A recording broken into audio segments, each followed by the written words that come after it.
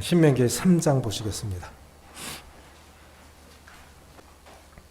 23절부터 29절까지 제가 읽겠습니다. 그때 내가 여호와께 간구하기를 주 여호와여, 주께서 주의 크심과 주의 권능을 주의 종에게 나타내시기를 시작하셨사오니 천지간에 어떤 신이 능히 주께서 행하신 일 곧 주의 큰 능력으로 행하신 일같이 행할 수 있으리이까. 구하옵나니 나를 건너가게 하사 요단 저쪽에 있는 아름다운 땅 아름다운 산과 레바논을 보게 하옵소서 하되 여호와께서 너희 때문에 내게 진노하사 내 말을 듣지 아니하시고 내게 이르시기를 그만해도 족하니 이 일로 다시 내게 말하지 말라. 너는 비스가 산 꼭대기에 올라가서 눈을 들어 동서남북을 바라고 내 눈으로 그 땅을 바라보라. 너는 이 요단을 건너지 못할 것임이니라. 너는 여호수아에게 명령하고 그를 담대하게 하며 그를 강하게 하라. 그는 이 백성을 거느리고 건너가서 내가 벌 땅을 그들이 기업으로 얻게 하리라 하셨느니라. 그때 우리가 벳볼 맞은편 골짜기에 거주하였느니라. 한계를 선물로 받아들이라라는 제목으로 말씀을 드리길 원합니다. 제가 병원에 입원해 있을 때 묵상한 말씀인데요. 이스라엘 백성들이 숫자가 점점 불어나자 위협을 느낀 바로 왕은 남자아이가 태어나거든 나일강에 던지라 죽이라는 말이죠. 그랬을 때 모세가 태어났습니다. 모세 부모가 보니까 이 아이가 아주 준수한 자라 보통 아이가 아닌 것 같아요. 그래서 3달 동안 숨겨 키우다가 애기 울음소리가 커지면 남자아이인지 여자아이인지 목소리가 다르잖아요. 그럼 발각이 되면 부모까지 위험하니까 부모가 키울 수 있는 한계가 3달이었던 것 같아요. 그래서 모세를 갈대 상자에다 역청을 칠해서 강물에 띄웁니다.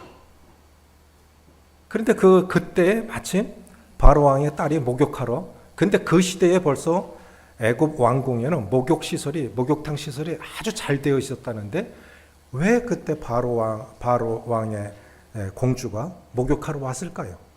그것도 하나님의 섭리겠죠. 그래서 이제 갈대 상자를 발견하고 아기가 있는 걸 발견하고 그래서 모세 그 누이 미리암이 유모를 불러올까요? 그래서 그 아이를 키우는 싹까지 받아가면서 3살 3년 동안 키우죠. 그리고 바로 궁으로 들어갑니다. 40년 동안 바로 궁에서 모세가 큽니다. 나이 40이 됐을 때 이렇게 바깥에 나가서 보니까 애굽 사람이 자기 백성을 치는 거예요. 그래서 때려 죽이죠. 모래 속에 파묻어요. 그런데 다음 날 그것이 발각이 됩니다. 그래서 살기 위해서 도망을 가요. 미디안 땅으로 도망을 가서 이제 그곳에서 양치기를 합니다. 호렙산, 어느 날 호렙산 불타는 떨기나무 가까이 가서 보니까 이렇게 타면은 다 타고 나면 꺼져야 되는데 안 꺼지니까 저거 이상하다. 그래서 구경하러 가봤는데 거기서 이제 하나님의 임재를 경험한 겁니다. 모세야, 내가 이제 너를 애굽으로 보내서 내 백성을 이끌어내리라. 모세는 호렙산 불타는 떨기나무 가운데서 하나님의 음성을 들었을 때, 부르심을 받았을 때, 이게 소명이죠. 부르심을 받았을 때 비로소 자신의 인생이 해석된 사람입니다. 아, 그래서 내가 살았구나. 아, 이스라엘 백성들을 구원해내라고.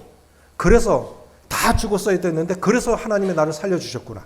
나를 애굽 궁에서 40년 동안 키운 것도 지도자 되는 그 훈련을 받게 하신 거구나. 또 나를 낮추시려고 40년 동안 이 어리석은 양 40년 키워가면서 이스라엘 백성들을 이끌어내려고 그렇게 하신 거구나. 그러니까 80년 인생이 결국은 이때를 위해서 내가 이제 너를 보내요. 내 백성 이스라엘을 이끌어내리라. 그때 비로소야 하나님의 부르심을 받고서야 그때 비로소 모세 자신이 왜 이렇게 살아야 했는가를 이해할 수 있었던 것 같습니다. 우리도 그렇지 않습니까? 우리 인생이 비로소 해석되는 것은 예수님 믿고 어떤 사명을 발견했을 때 비로소 이래서 나를 구원하게 하셨구나. 이 교회에서 이런 분야에서 이 위치에서 주님을 섬겨가게 하시는구나. 이것이 비로소 해석되는 것 같습니다. 모세가 이제 이스라엘 백성들을 이끌고 홍해바다를 건너서 광야로 들어갔는데 이스라엘 백성들 매일같이 원망불평하지요. 족장들이 대들지요. 심지어는 형제가 아닌 형과 누이까지도 자신에게 대듭니다. 얼마나 힘들었을까요? 고생해서 이제 40년간 방황을 끝내고 적과 꿀이 흐르는 요단강 앞에까지 온 거예요. 얼마나 들어가고 싶었을까요? 그리고 실제로 가나안 땅에 들어간다면 제일 자격이 큰 사람이 있다면 누구겠습니까? 이스라엘 백성 중에 가나안 땅에 들어가야 할 자격이 있다면 누구겠습니까? 모세 아닐까요? 얼마나 고생했어요. 그런데 하나님께서 안 된다는 거예요. 저 가나안 땅에 들어가게 해주십시오. 그랬더니까 그만해도 좋하니 다시는 이 일로 말하지 말라. 너는 여기까지. 왜 그러신 걸까요? 물론 무리바 물가에서 물이 없어서 백성들이 막 원망하니까 이제 모세도 지쳤어요. 그러니까 감정을 폭발해가지고 그냥 물을 내라고 그냥 명령만 하면 되는데 내가 너희를 위하여 물을 내랴. 그래서 그냥 반석을 친 거예요. 화풀이를 반석에 해버린 거죠. 하나님의 영광을 드러내지 않고 화풀이를 한 거예요. 지도자가 한 번 화냈다고 하나님이 이렇게 벌을 내려줬어요. 어떻게 보면 지도자들은 참 억울하죠. 성도들은 원망불평해도 되고 지도자는 화내면 뭐라고 그러고. 어쨌든 그것이 가장 큰 이유입니다. 가나안 땅에 들어가지 못하는 첫 번째 이유고, 또 하나는 뭐냐면 여기서 주시는 교훈은 뭐냐면 인생의 한계를 교훈하시는 것 같아요. 너는 여기까지. 하나님께서, 제가 이제 병원에서 묵상한 것이 바로 그거예요. 하나님께서 이 은사라고 하는 것은, 재능은 하나님 안 믿는 사람 속에도 하나님께서 다 재능을 주셨어요. 그런데 은사는 거듭난 사람들에게만 성령을 통해서 주시는 것이 은사입니다. 구원받지 못한 사람들에게는 은사가 없어요. 그런데 하나님께서 은사와 재능을 주실 때는 한계라는 선물도 같이 주셨다는 겁니다. 아멘이십니까? 우리가 이거를 모르니까 내 한계를 넘어서는 때가 가끔씩 있어요. 그렇게 안 해는 사람 보면 화나고, 그렇게 또 못 살 때는 스스로가 위축이 될 때도 있고. 사명도 한계가 있습니다. 어떤 면에서 사명은 생명보다 더 존귀할 때가 있어요.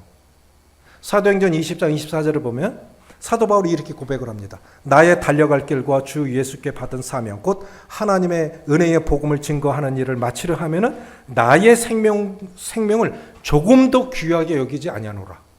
그러니까 사명이 생명보다 더 귀했던 거예요. 그런데 우리가 알아야 할 것이 있습니다. 은사도 생명도 한계가 있다는 거예요. 우리는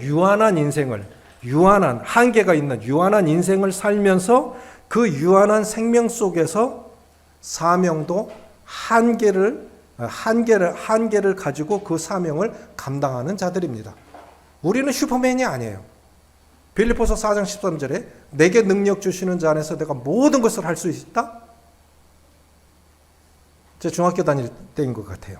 참고서 표지 그림에 보면 나폴레옹이 흰 백마를 타고 막 이렇게 하고 내 사전에 불가능은 없다. 그 말이 그렇게 멋있더라고요. 지금 생각해 보면 그렇게 어리석은 사람이 없어요. 정말 어리석은 사람이에요.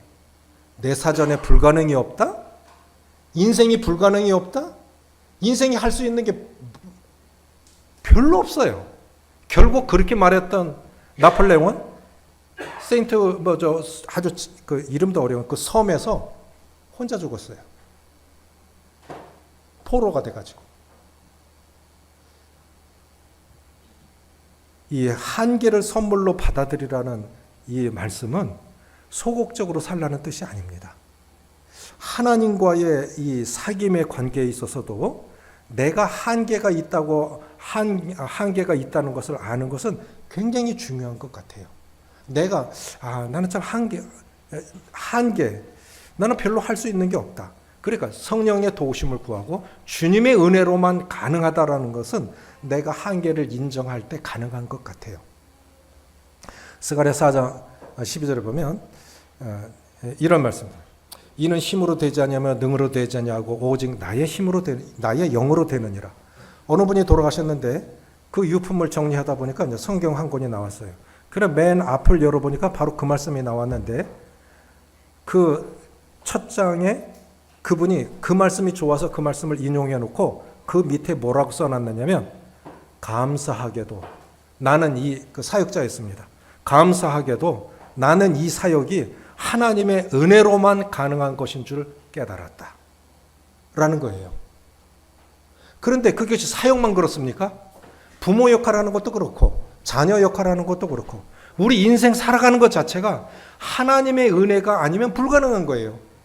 그렇지 않습니까? 먼저 드리고 싶은 것은 한계가 사라진 사람이나 한계가 사라진 교회는 문제가 있습니다.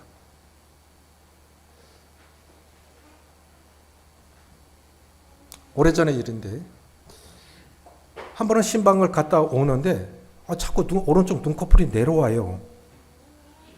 이래다가 내가 집에까지 가내겠나 싶어갖고 겨우 운전을 해서 애꾸눈처럼 이래갖고 집에까지 왔어요. 그리고 바로 한의대 교수 자매님한테 전화를 했습니다. 자매님, 제 오른쪽 눈꺼풀이 내려앉았습니다. 저는 그걸 본 적도 없고 들은 적도 없는데 그러니까 자매님이 뭐라 하셨냐면 교수 자매님이 한의대니까 그런 쪽으로 잘해요. 형제님, 집을 병실로 삼아서 꼼짝하지 말고 한 달 동안 계세요. 움직이면 안 돼요. 그리고서 그 자매님이 산삼을 갖고 오셨어요. 그 산삼은 그 자매님의 형부가 사역자예요. 그것도 하나가 아니라 둘이라. 형부 둘이 다 사역자인데 자기 형부들한테도 안 주는 산삼을 가지고 왔습니다. 제가 산삼을 다 먹어봤다니까요. 산삼 얼마나 비싼지 알죠? 그런데 산삼이 얼마나 좋은지 그거 먹고 나니까 눈꺼풀이 번쩍 열렸어요. 그 다음날 제가 어떻게 했을까요? 또 신방 갔어요. 그래서 완전히 내려앉아가지고 이거 오른쪽 눈꺼풀 열리는데 몇 달 걸렸어요. 동공이 확 풀어졌는데 이것이 점점 이렇게 줄어들더니 중간에서 딱 멈춰가지고 동공이 햇볕에 가면 줄어들고 어두운 데 가면 열려야 되잖아요. 조리개 역할을 해야 되는데 이게 고장이 나갖고 절반 정도에 딱 멈춘 거예요. 그리고 햇볕에 나가면 제가 어지러워서 못 있어요. 안경이 색깔 쫙 바뀌면 괜찮죠. 그때 뭘 몰랐냐면 저는 이 사역하면서 열심히 하면 되는 줄 알았어요. 더 열심히 못하는 거에 대해서 어떤 면에서는 조금 죄책감도 갖고 그랬어요. 근데 그게 아니었습니다. 먼저는 내가 살아야 돼요. 먼저는 내가 살아야 돼요. 그리고 가족이 살아야 돼요. 그래야 교회도 삽니다. 결국 치료받을 때까지 설교도 못했어요.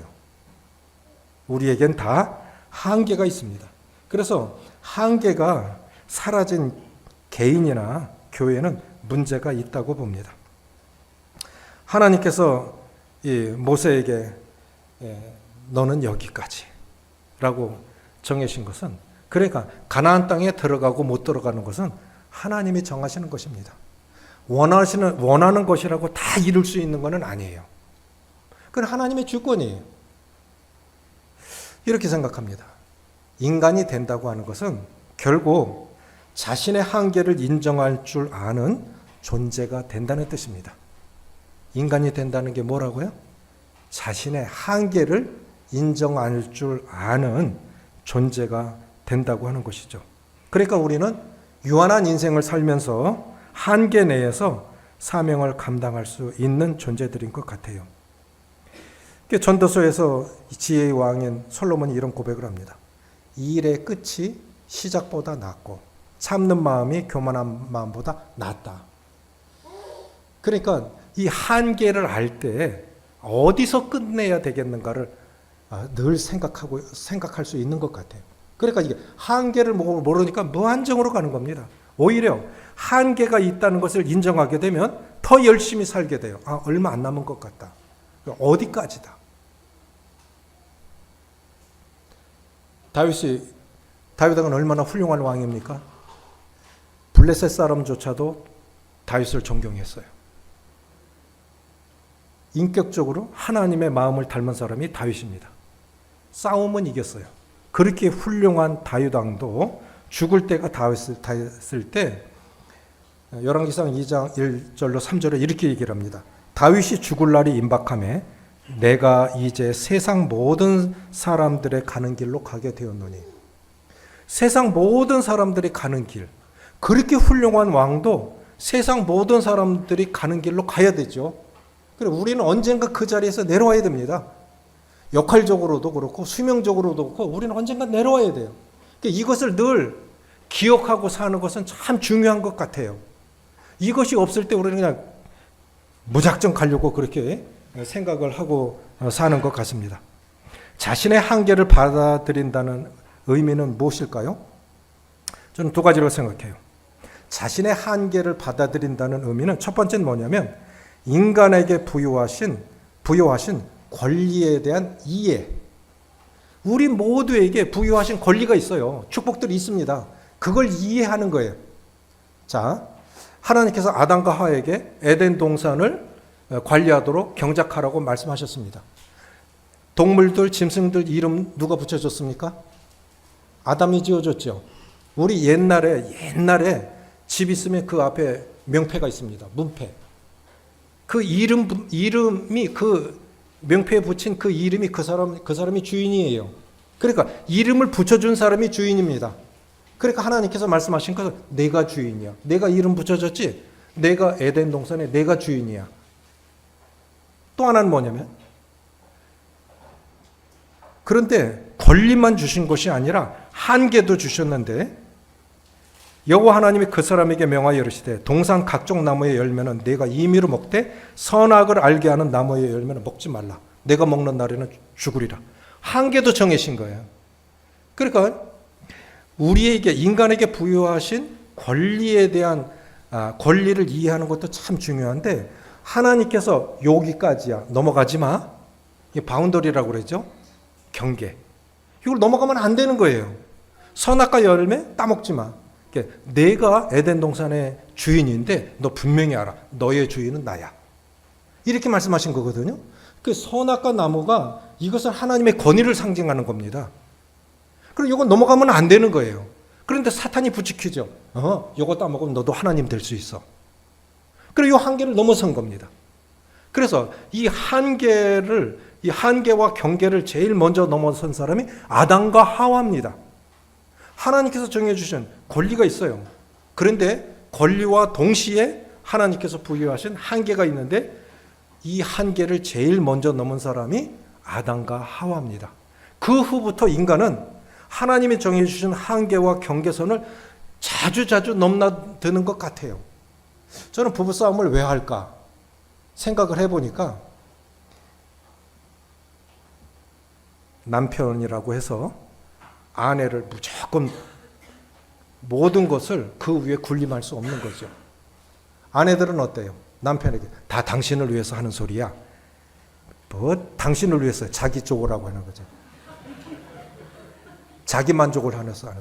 남편도 다 알아요. 그 말을 수백 번 하잖아요.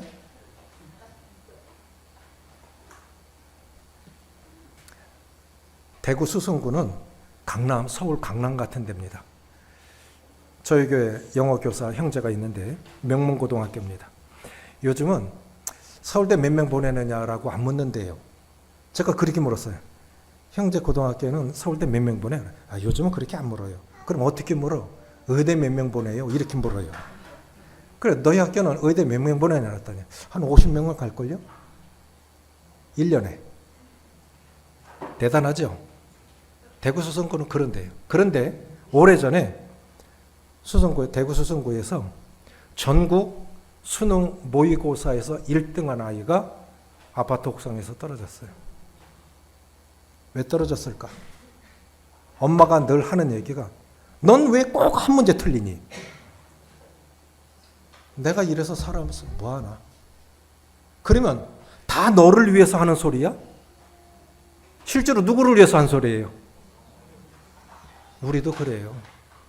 우리도 누군가를 권면한다고 하지만 실제로 그 사람을 위해서 권면하는 거 아닌 것 같아요. 맞습니까? 그 사람 한계가 있어요.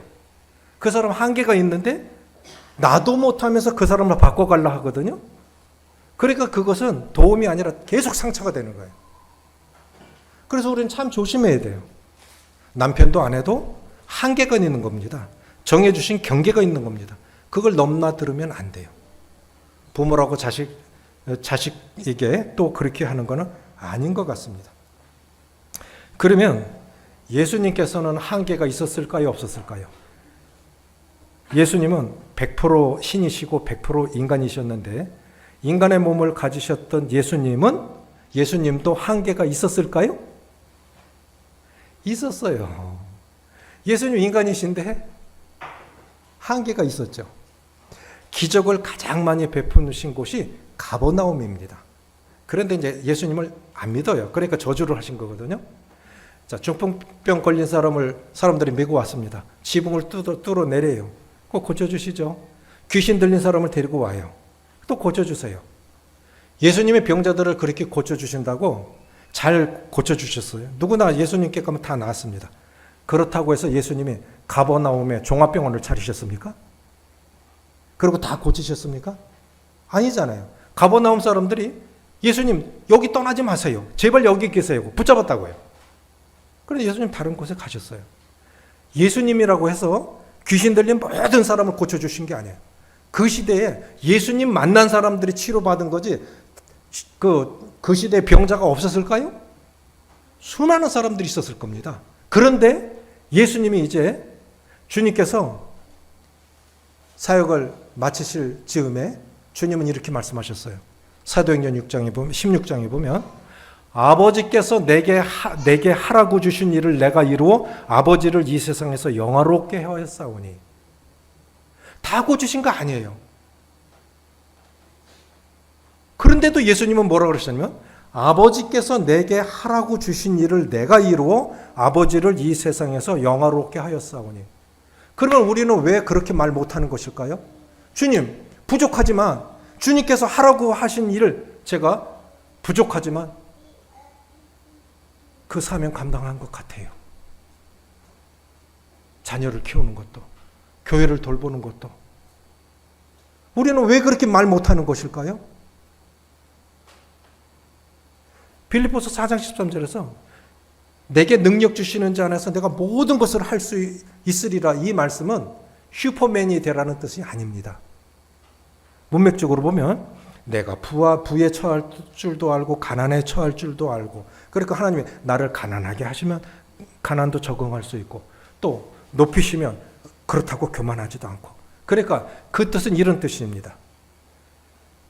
없어도 비굴하지 않고 있어도 교만하지 않고 어느 형편 속에 나 주시든지 그대로 거기서 나 적응할 수 있고 감사할 수 있어. 이 뜻입니다. 그렇게 좀 사셨으면 좋겠어요. 우리 좀 부족하지만 하나님께서 내게 주신 그 자리에서 그 역할 속에서 주님 그래도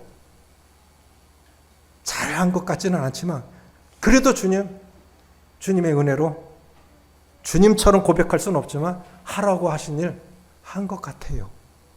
그렇게 감사하셨으면 좋겠습니다. 늘 나는 부족하고 늘 나는 모자르고, 그러니까 내가 모자란데 그렇게 부족하니까 다른 사람한테도 그렇게 되기를 바래요. 그렇지 않습니까? 부모는 자녀들을 통해서 대리 만족하려고 하죠. 자기는 못하면서 남에게 그렇게 하기를 바라는 것. 이것이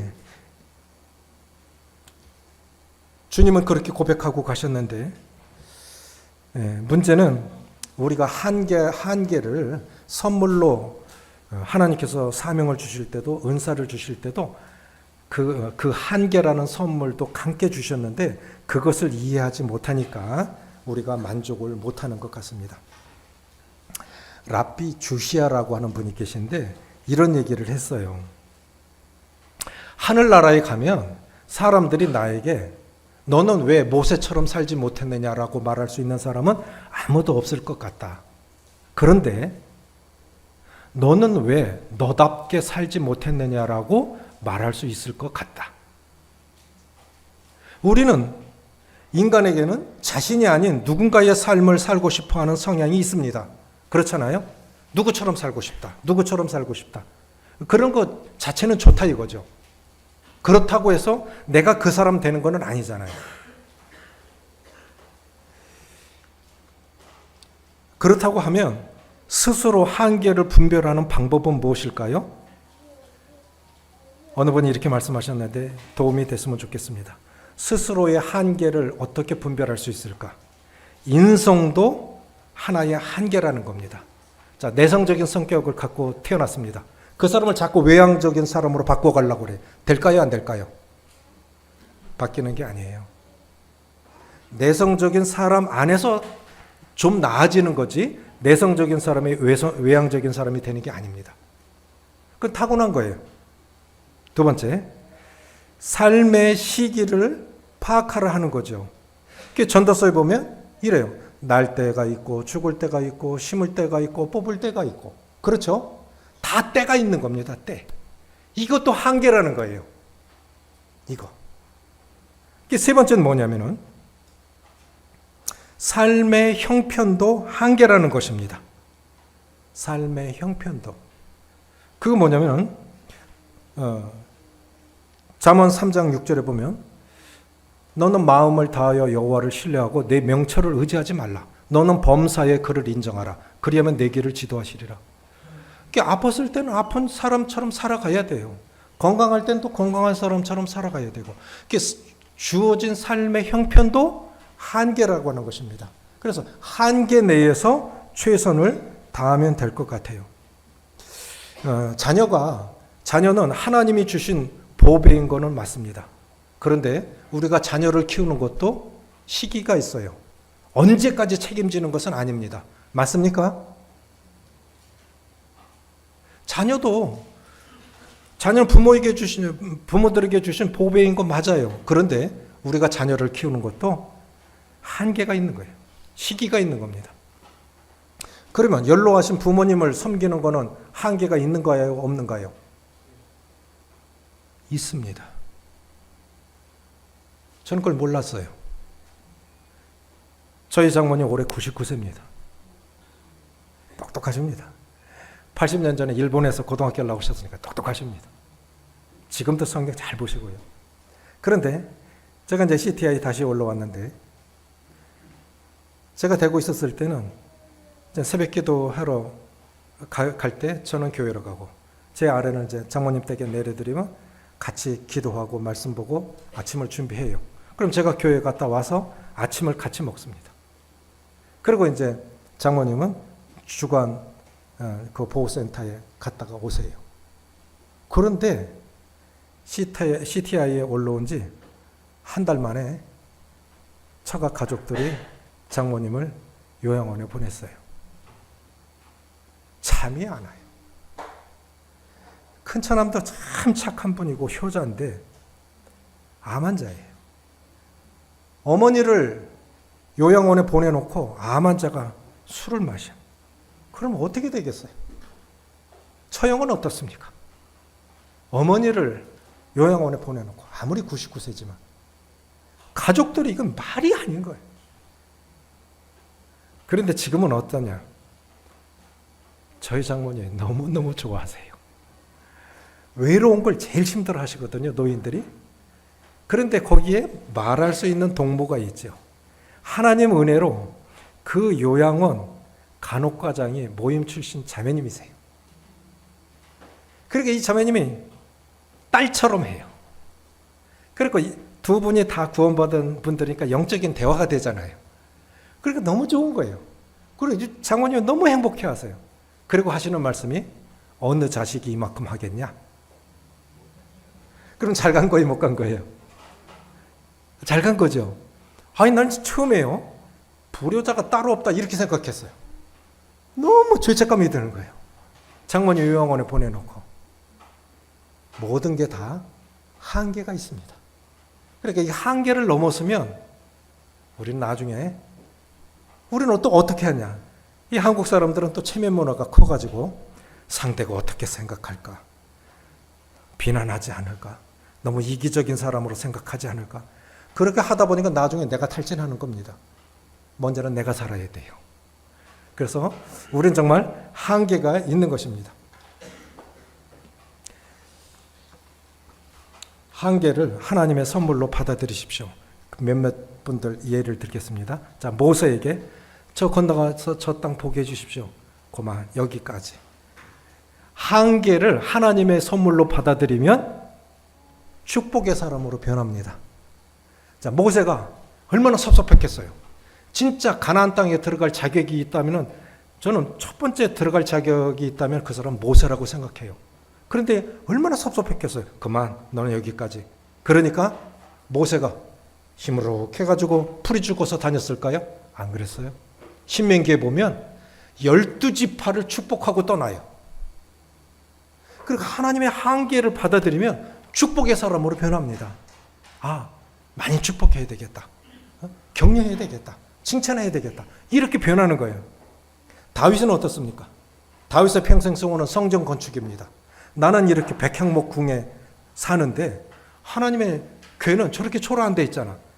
성전을 건축하자. 그러니까 나단 선지자도 부추깁니다.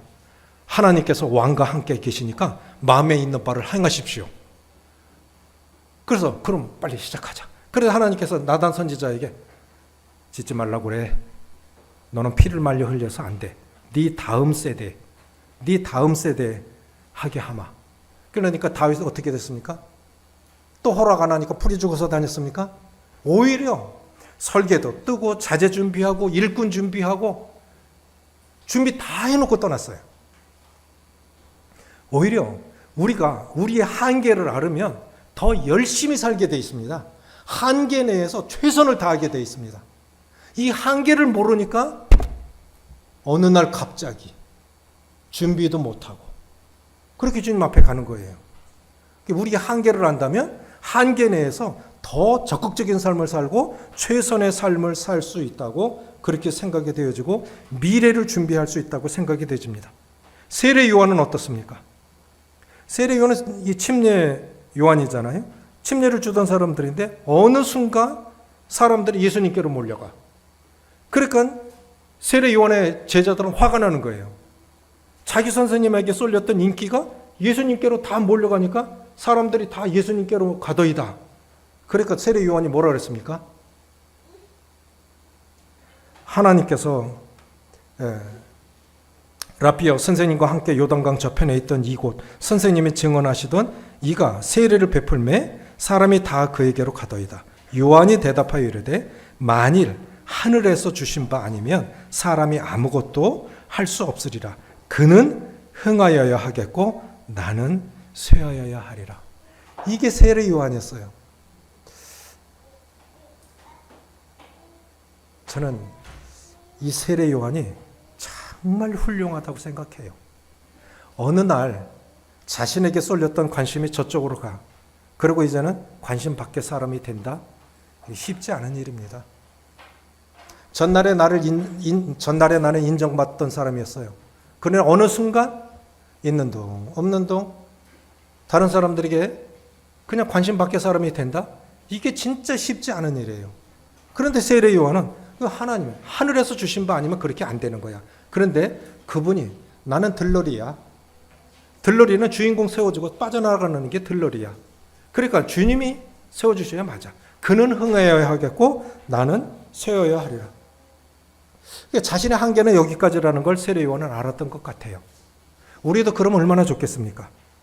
마지막으로 바울입니다. 바울은 육체에 가시가 있었는데 어느 분은 그렇게 얘기를 해요. 다메섹 도상에서 너무 강력한 빚을 쥐었기 때문에 이 안질에 걸렸다 이겁니다. 안질. 학자들 사이에 뭐 의견이 분분한데 어떤 분은 안질, 어떤 분은 간질. 근데 제가 보기에는 안질인 것 같아요. 근데 시력이 나쁘다는 것이 얼마나 이게 안 좋은 건지 아세요? 저는 딱 여기밖에 안 보여요. 이쪽에 있는 건 아예 안 보여요. 그래서 사람이 와도 성도가 와도 앞에 있는 사람하고만 인사를 합니다. 그럼 옆에 있는 사람은 안 보이니까 노인재님은 나 미워하나 봐. 이렇게 되는 거예요. 그리고 제 아내는 따라다녀요. 교회 가면 따라다니면서 여보 이 사람 이영재님하고 인사했어? 저 자매님하고 인사했어? 여기밖에 안 보여요. 그러면 당연히 한두 번도 아니고 계속 살아가면서 안 보이는 사람한테 인사를 못하니까 성도들은 너희는 나 미워하나 봐. 그러면 그 감정이 자꾸 쌓이면 어떻게 되겠습니까? 곤란해지겠죠. 사도 바울도 그랬을 거예요. 잘 보여야 되는데 안 보이잖아. 그걸 놓고 기도했는데 주님께서 눈을 더 좋게 해주시면 바울도 더 좋을 건데 주님이 그걸 허락하지 않으셨어요. 내 은혜가 내게 족하다 그러셨어요. 근데 그러니까 바울이 그대로 나의 약한 데서 하나님의 능력이 나타날 수 있으니까 그걸 감사함으로 받아들이죠. 그렇죠? 우리가 한계를 받아들이는 것은 참 중요한 것 같습니다. 말씀을 마무리하면서 주님께서 십자가상에서 7마디를 하셨는데 가상 7언이라고 그러죠. 십자가상에서 7마디 하셨는데 그 중에서 가장 중요한 기도 내용이 이거라고 그래요. 누가복음 22장 42절에 아버지여 만일 아버지의 뜻이거든 이 잔을 내게서 옮기시옵소서. 그러나 내 원대로 마시고 아버지의 원대로 하옵소서 하시니. 성공적인 인생은 자신의 소원 성취가 아니라 하나님의 뜻을 실현하는 데 있습니다. 아멘이십니까? 내가 원하는 것을 이루는 게 성공이 아니라 나를 향하신 하나님의 뜻을 실현하는 것이 성공적인 인생입니다. 그럼 우리는 물으셔야 돼요. 하나님의 뜻이 무엇인지. 그래서 가장 큰 지혜는 자기 시대에 자기를 향하신 하나님의 뜻을 알고 행하는 데 있답니다. 아멘이십니까? 그러니까 우리가 늘 물어야 돼요. 하나님 이때는 어떻게 해야 되겠습니까? 저희 남은 삶은 어떻게 살아야 되겠습니까? 한계 내에서 사명을 감당하고 주신 은사를 잘 활용해서 지금까지도 열심히 잘 사셨는데 우리 김철현 선생님은 훈련을 잘 시키셔서 안산 동북교 성도들이 어느 인사를 잘 하시는지 아침에 쭉 인사를 하는데 저도 교회 많이 다녀보는데 사역자 자녀들하고 선교사들 자녀들이 이렇게 많은 교회 잘 없는 것 같아요. 정말 많이 계세요. 이게 참 복이라고 생각합니다. 정말 복이라고 생각해요. 내 때에 안 이루어지면 우리 다음 시대에 이루어져서 꼭 내가 다 해야 되는 거 아닙니다. 하나님의 뜻을 잘 이해하고 하나님께서 지금까지도 열심히 잘 사셨는데 어디까지 오셨든 얼마만큼 하셨든 남은 날들을 통해서 하나님의 더 큰 영광이 드러나는 그런 귀한 삶들을 사시기를 기도합니다.